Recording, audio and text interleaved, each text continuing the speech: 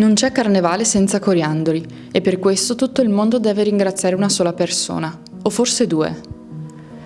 La loro storia è piuttosto recente, ma a contendersi nella paternità sono un vittoriese e un milanese, Ettore Fender e Enrico Mangili.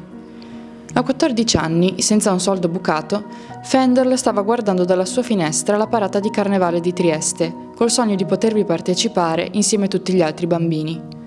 Pensò così di tagliare della carta colorata in tantissimi piccoli pezzi, da gettare a manciate tra le maschere in strada, creando l'icona dei coriandoli. Oggi a Vittorio Veneto gli è stato intitolato lo spazio del suo vecchio studio, che vuole donare alla città insieme a tutto il suo patrimonio, creando la ben nota Fondazione Fender. Sono superbo, raccontava. Mi vanto di questa piccola invenzione quando penso alla sua immensa espansione per il divertimento di tanti e ai centimetri di spessore di coriandoli che si devono spazzare a Broadway ogni volta che si festeggia un grande personaggio.